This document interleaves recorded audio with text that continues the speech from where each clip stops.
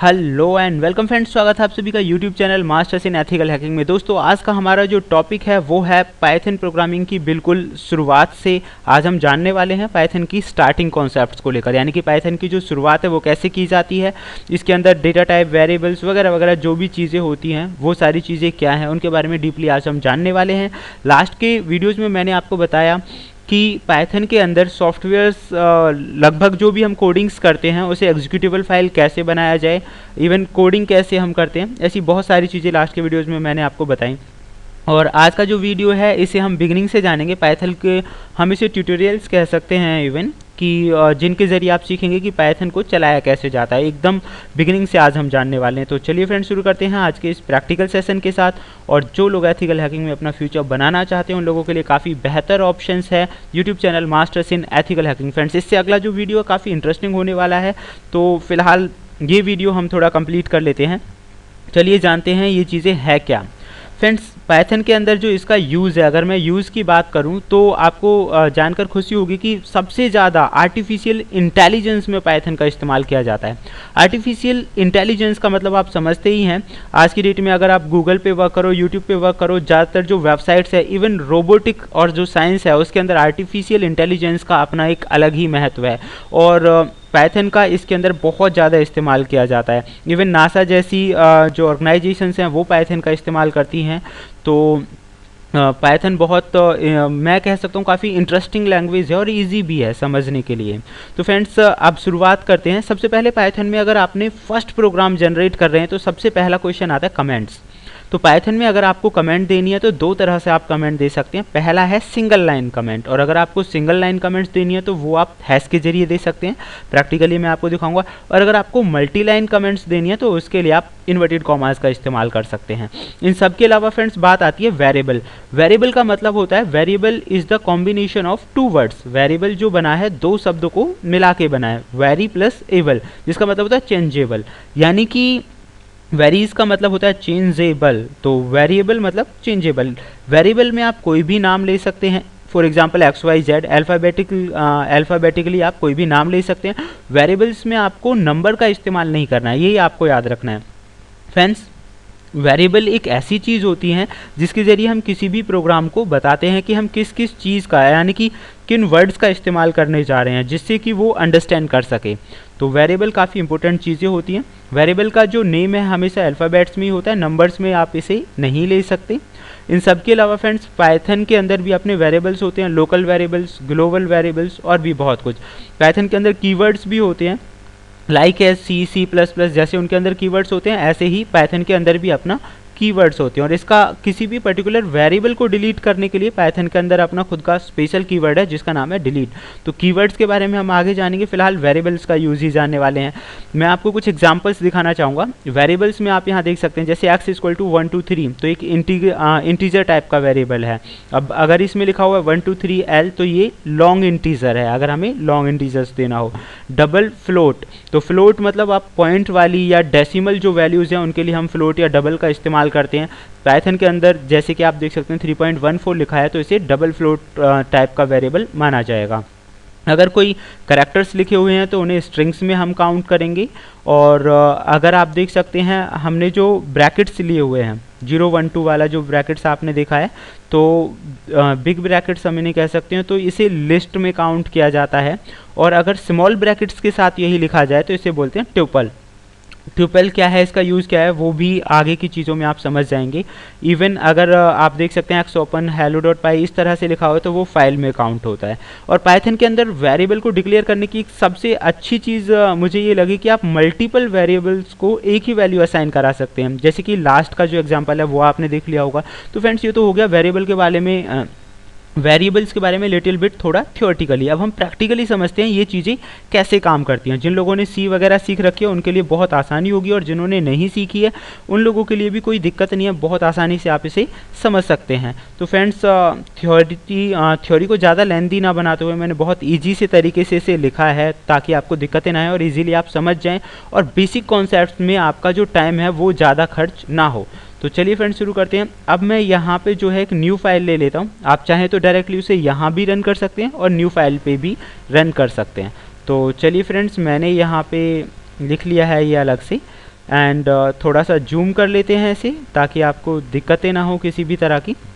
तो सबसे पहले मैं कमेंट्स के बारे में आपको बताऊंगा, जैसे कि ये है friends single line comment, masters in ethical hacking जो मैंने लिखा है। अगर आपको लिखना है एक लाइन में कमेंट्स देनी है, कमेंट्स होता है प्रोग्राम के बारे में बताने के लिए कि हम किस चीज़ से रिलेटेड जो प्रोग्राम्स हैं वो हम कर रहे हैं, और ये कभी भी प्रोग्राम के साथ एग्जीक्यूट नहीं होती, यानी कि इसका प्रोग्राम पे कोई इफेक्ट नहीं पड़ता। एक अच्छा प्रोग्रामर है वो कमेंट डालता है ताकि कोई भी पर्सन उसके प्रोग्राम को समझ सके। अब पहला तरीका ये हो गया कमेंट्स का। दूसरा तरीका फ्रेंड्स ये है, आप इन्वर्टेड कॉमास के साथ ले सकते हैं, स्टार्टिंग और एंडिंग के साथ, और इसे हम कह सकते हैं मल्टी लाइन कमेंट। ये होती हैं मल्टी लाइन कमेंट्स। तो मल्टी लाइन कमेंट्स, थोड़ा छोटा कर देता हूँ, साइज काफ़ी ज़्यादा बिग हो रखा था। तो ये है multi line comments friends. Multi line जो कमेंट्स हैं उसमें आप एक से ज़्यादा लाइनिंग्स में कमेंट्स लिख सकते हैं, और आज हम जानने वाले हैं यूज़ ऑफ वेरिएबल्स। तो यूज़ ऑफ वेरिएबल्स जानने वाले हैं आज हम। तो चलिए फ्रेंड्स शुरू करते हैं। सबसे पहले मैं आपको दिखाऊंगा कि वेरिएबल की एक खास बात, वेरिएबल नेम कुछ भी आप ले सकते हैं और मल्टीपल वेरिएबल्स को आप एक ही नाम दे सकते हैं। तो चलिए शुरू करते हैं ज़्यादा टाइम वेस्ट ना करते हुए। फॉर एग्जांपल मैंने आपको दिखाया A, B and C and D equal to 1। तो फ्रेंड्स मैंने मल्टीपल वेरिएबल्स यहाँ पे लिए A, B, C, D और सबको एक ही वैल्यू असाइन कराई है, जबकि ज़्यादातर जो दूसरी प्रोग्रामिंग लैंग्वेजेस हैं उसमें हम ऐसा नहीं कर सकते। तो इसमें आप कर सकते हैं, इसकी अच्छी खास बात है। अब हम इसे प्रिंट कराएंगे तो यहाँ आपको लिखना है प्रिंट, और प्रिंट में मैंने लिख दिया यहाँ पे A, B, C, D। आप वन टाइम में ही उन सबको प्रिंट करा पा रहे हैं, और उसके लिए आपको फाइल को करना होगा सेव। सेव करने के बाद आप इसे कोई भी नाम दे दीजिए। मैंने इसे नाम दे दिया है वेरी, एंड सेव कर दिया मैंने इसे, और फिर मैं इसे रन कर देता हूँ। रन करने के बाद आप देख सकते हैं यहाँ पे जो प्रोग्राम्स है वो एक साथ रन हो गया और एक साथ ही आउटपुट दिखा दिया है, और सभी वेरिएबल्स की जो वैल्यू है वो एक ही है। तो फ्रेंड्स ये इसका नंबर 1 जो दूसरे प्रोग्राम से थोड़ा डिफरेंट है, ये थोड़ा अलग था। अब हम बात करेंगे किसी भी पर्टिकुलर वेरिएबल को डिलीट करने के लिए। इसका स्पेशल कीवर्ड है डिलीट। तो मैं इसे डिलीट कर देता हूँ यहाँ से, और एक नया वेरिएबल बनाते हैं। मैंने यहाँ लिखा A equal to 101 and B equal to 202, C equal to 303। For example आप कुछ भी लिख सकते हैं। अगर आपको प्रिंट कराना है तो आपको लिखना होगा प्रिंट A, और अगर आप अलग अलग प्रिंट कराना चाहते हैं तो अलग अलग भी लिख सकते हैं, प्रिंट B एंड प्रिंट यहाँ मैंने लिख दिया C। अगेन सेम, फाइल को करना है आपको सेव, और उसके बाद करना है रन। आप F5 की का प्रेस भी कर सकते हैं, और आप यहाँ देख सकते हैं तीनों की जो वैल्यूज़ हैं उसने हमें प्रिंट करके दिखा दिया, यानी प्रोग्राम में जो प्रिंटिंग्स हैं उसकी वो चीज़ें आ चुकी हैं। अब फ्रेंड्स हम बात करेंगे कि पर्टिकुलर वेरिएबल को अगर हमें डिलीट करना है तो हम क्या करें। तो उसके लिए जस्ट ईजी है, यहाँ पे आपको जो कीवर्ड है वो इस्तेमाल करना है डेल, और मैंने यहाँ लिख दिया B। और डेल B लिखने के बाद अब मैं इसे दोबारा से सेव कर देता हूँ, क्योंकि हर बार हमें सेव करना पड़ेगा जब भी हम प्रोग्राम में चेंजमेंट कर रहे हैं। उसके बाद मैं इसे रन कर देता हूँ। रन करने के बाद फ्रेंड्स आप यहाँ देख सकते हैं trace back most recent call lost, and ये हमें प्रोग्राम दिखा रहा है लाइन नंबर 9 में प्रिंट B, यानी कि B को प्रिंट नहीं कर रहा। नेम एरर दिखा रहा है ना, name B is not define, यानी B को डिफाइन नहीं किया गया है। वो इसलिए दिखा रहा है क्योंकि हमने B को कर दिया है डिलीट। तो फ्रेंड्स आप समझ गए होंगे डिलीट कीवर्ड का यूज़। अब इसके अलावा जो सिंपल प्रोग्राम्स हैं वो आप इजीली इसमें आउटपुट दिखा सकते हैं। इसकी कुछ और ख़ास चीज़ें मैं दिखाना चाहूँगा इसमें।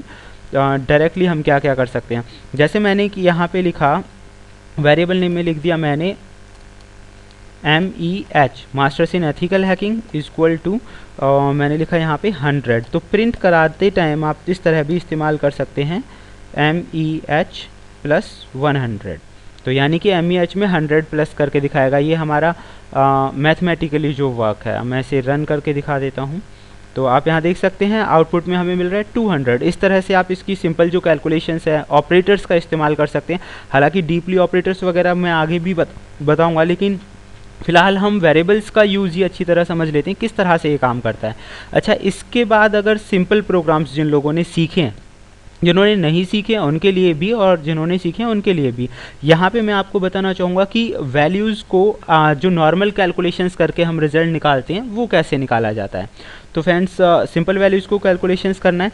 चलिए हम एक सिंपल इंटरेस्ट का फॉर्मूला लगा के देखते हैं। मैंने यहाँ लिखा principal amount equal to 12,000 and that is the rate, आप इन्हें अच्छी तरह भी लिख सकते हैं, प्रिंसिपल, रेट और टाइम भी लिख सकते हैं। मैंने नॉर्मली डिफाइन किया है, मैंने लिखा है 1.5 और मैंने टाइमिंग लिखा है इक्वल टू 5। और अब हमें इनका सिंपल इंटरेस्ट दिखना है जो कि मैंने SI से डिफाइन कर दिया, and simple interest equal to P into R into T upon 100, this is the formula. और अब हम इसे प्रिंट करेंगे, प्रिंट SI, यानी कि सिंपल इंटरेस्ट को मैंने कर दिया है प्रिंट। अच्छा फ्रेंड्स, इसकी जो अच्छी बात है, अगर हम लास्ट लैंग्वेजेस की बात करें C++ वगैरह की, तो उनमें हमें डेटा टाइप्स डिफाइन करना पड़ता है, फिर उसका फॉर्मेट स्पेसिफायर देना होता है, यानी कि %D %C, हमें ये भी बताना होता है कि वो इंटीजर है या फ्लोट है। लेकिन इसमें ऐसा कुछ बताने की हमें ज़रूरत नहीं, ईजिली वो चीज़ रन आप कर सकते हैं। सीधा सीधा हमने वेरिएबल्स को डिफाइन किया और प्रोग्राम को कर दिया रन। ओके, पहले हमें प्रोग्राम को सेव करना होगा, and after then you can see जो रिजल्ट्स है वो एकदम एक्यूरेट आ रहा है, यहाँ पे कोई भी एरर नहीं है, रिजल्ट्स आर क्लियर। तो फ्रेंड्स, इस तरह से आप सिंपल फार्मूलाज का भी इस्तेमाल इसमें करके देख सकते हैं। अच्छा, अब अगर हम बात करें करेक्टर्स की, तो फ्रेंड्स करेक्टर्स के लिए स्ट्रिंग्स आपको लेनी होगी, कोई भी स्ट्रिंग्स का आप इस्तेमाल कर सकते हैं, सिंपल है, वो भी आप किसी वेरिएबल के साथ डिफाइन कर दीजिए। तो ये था हमारा वेरिएबल्स को लेकर और कुछ मैथमेटिकल फंक्शंस को लेकर।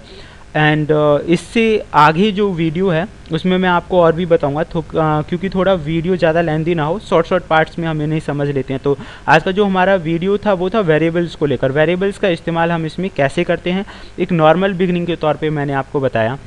फ्रेंड्स, अगर वीडियोज़ आपको पसंद आए, आप चाहते हैं कि ऐसी वीडियोज़ आपको मिलते रहें, तो जुड़े रहिए YouTube channel masters in ethical hacking से। Thank you.